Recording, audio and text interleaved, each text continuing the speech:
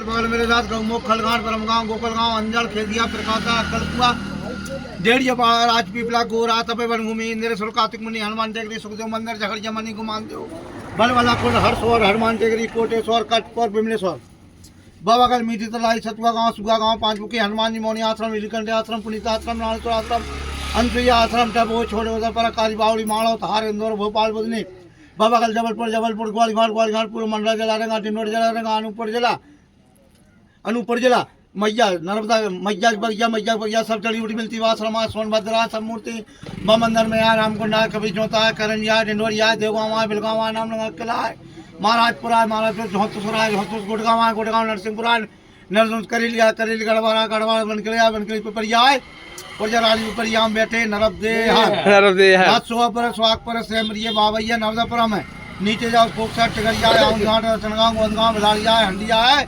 जहाँ से ओमकार जी 309 किलोमीटर है नरबदेहर काय अवघड माणूस म्हणायचा ना किती अभ्यास असेल या माणसाचा हा म्हणजे जिडून आपण सुरुवात केली ज्या ज्या ठिकाणी गेलो तिथलं सगळं यांनी 5 मिनिटांमध्ये सगळं फिरून डायरेक्ट परिक्रमाच केली यांनी आपली जबरदस्त अभ्यास आपण पिपरे या गावाच्या थोडस पुढे आहे आणि आता चाललोय बाबा या ठिकाणी यांनी चहा पिण्यासाठी आपल्याला बोलावलं आणि चहा पाजल्यानंतर यांनी सांगितलं की आम्ही अशा प्रकारची माहिती दिली कसे तुम्ही आले कसे चालले कसे नाही म्हणजे डायरेक्ट इंदुरकर महाराजांच्या पेक्षा खूप जबरदस्त अभ्यास म्हणायचा नर्मदेहर हे चालायचंय आता आपल्याला पाहिलं ना हा तर आपल्या इकडे सायकली आता आपल्याला जायचंय बाबा इकडे नर्मदेहर सोहागपूर हे गाव गेला आता मोठं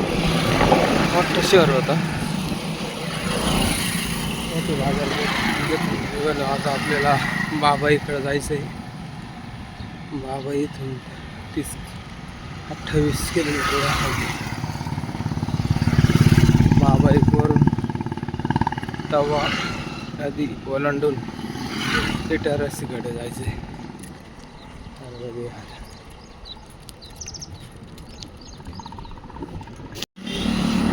हे स्कूल आहे नर्मदापुरम जिल्ह्यामध्ये सोहागपूर या गावाच्या पुढं आल्यावर हे ज्ञानेश्वर इंटरनॅशनल स्कूल मोठं स्कूल आहे MP मध्ये ज्ञानेश्वर महाराजांच्या नावाने हे स्कूल आहे आपण व्हिडिओमध्ये पाहिलं होतं का तिथं आपण आता आलो नर्मदेहर इकडे हा बाबा रस्ता जातो आता इकडे आपल्याला तवा नदी लागली सध्या तर कोरडी दिसते तवा नदी इथून सुरुवात झाली आता हे पात्र बघायचं किती मोठं आहे सगळ्यात मोठं पात्र असलेली नदी असेल ही एवढं पाणी असलं नाही समुद्र दिसेल पुढे संगम आहे नर्मदा मायाचा ह्या बाजूला संगम आहे नर्मदापुरम शहर लागायला 10 किलोमीटर पुढे हे पात्र एवढं मोठं आहे कोरडी सध्या पुलाचं काम चालू आहे डबल चौपदरीकरणाचं त्या साईडला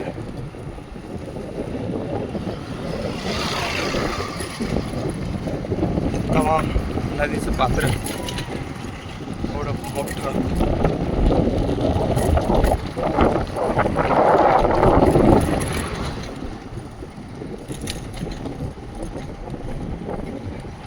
एक 1.5 किलोमीटरचं 1 किलोमीटरचं असेलच हे पात्र पूल ज्यावेळेस पाणी राहतं त्यावेळेस समुद्र दिसत असतं समुद्रासारखं वातावरण असते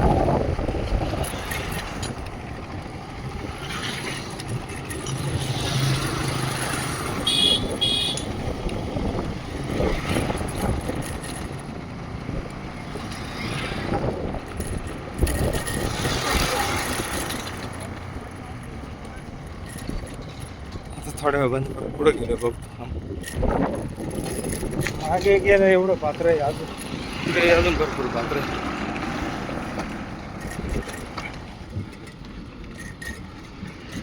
ते झाडं दिसतात, ते झाडांपर्यंत पात्र आहे एवढं मोठं.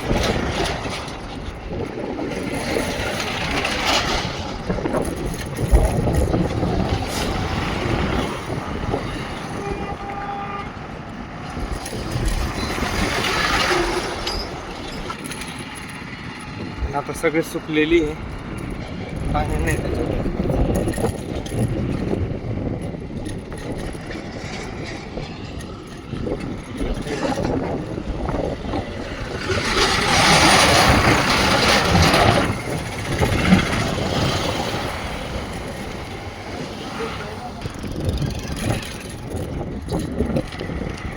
साईडला पाणी दिसतंय कडेला.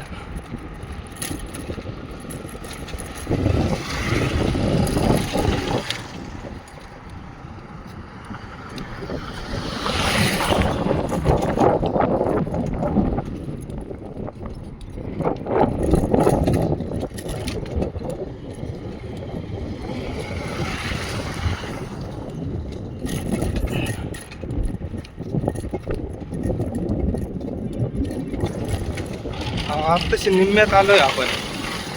जेवढं तिकडं आहे तेवढं तिकडं अजून पात्र आहे. जेवढं पाणी दिसतंय पाणी सुद्धा भरपूर मोठं आहे. आपल्या गोदावर एवढं पात्र आहे, एवढं पाणी एवढंच. आता जेवढं पाणी दिसतं तेवढं गोदावर एवढं पात्र आहे.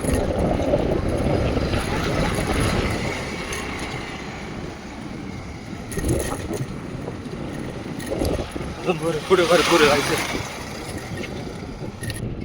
इथं शेती करेल, बटाटे लावेल इकडं पात्रामध्ये. जास्त पाणी कमी होईल. खारीची शेती असं काहीतरी म्हणते त्याला. इथं बटाटे लावलेले, जसं पाणी कमी होतं त्याला मशीननं पाणी घालते.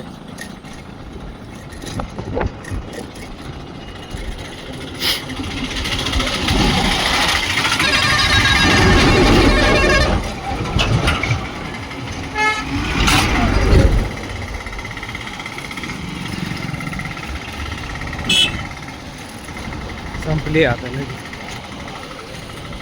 हवा नदी संपली. आपल्याला जायचंय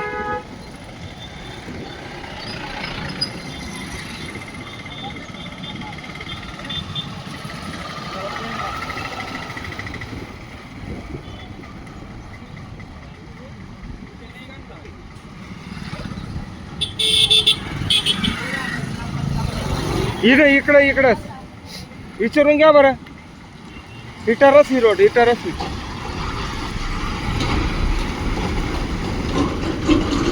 ओ भैया इटारसी इधर है.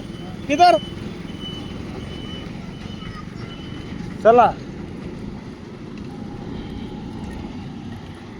नागपूर 275 दाखवतं इड.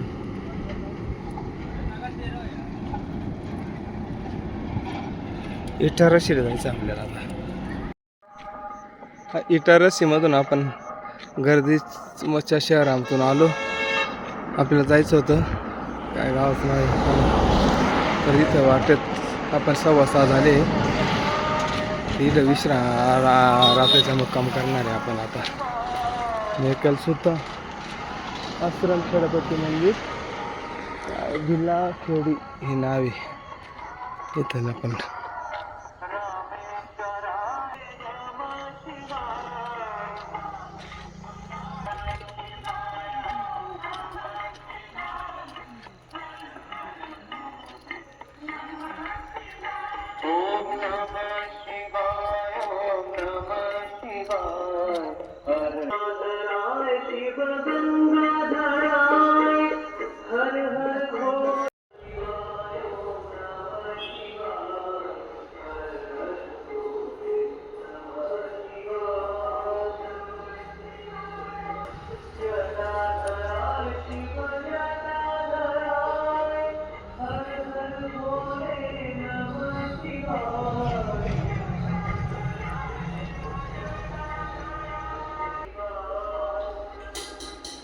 तपस्या करने में वो इतने लीन हो गए कि शंकर भगवान प्रसन्न हुए।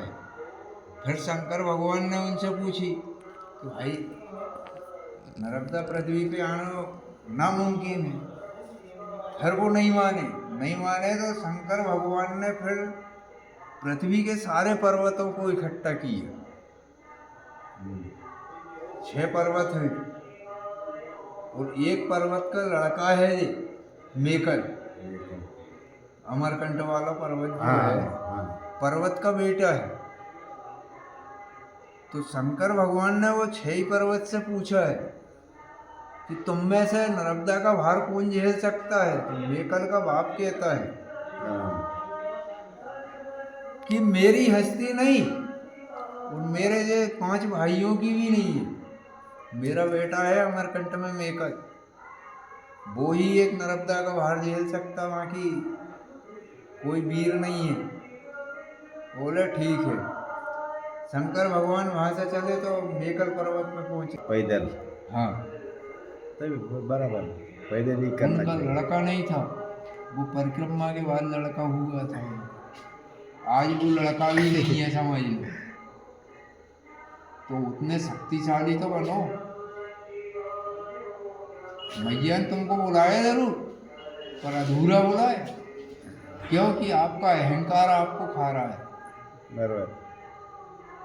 भाई साहब, मैं बिना हाथ पांव को आदमी, बाकी बाद मैंने परिक्रमा करके आओ पूरे एक हाथ से कैसे कपड़े धोए होंगे, कैसे सुखाए होंगे, कैसे आसन बांधी होगी, कैसे क्या किया होगा। और मैया ने मेरे को ये सिंहासन दे दिया और तुम कह रहे हमें 4 परिक्रमा हो गए और बाई हर साल तुम्हें डंडा मार के भगा दे और तुम नोट कमा के ले जाओ। हैं? बैठे रहने दो। रिकॉर्डिंग बन रही मेरी, मैं मालूम। उसकी मन की बात उन्हें बता दी ना उसमें। बे भैया जाके मैया सुनाएंगे घर कि ये सो बाबा मैया को सुनाने की क्या जरूरत है, मैया तो खुद सब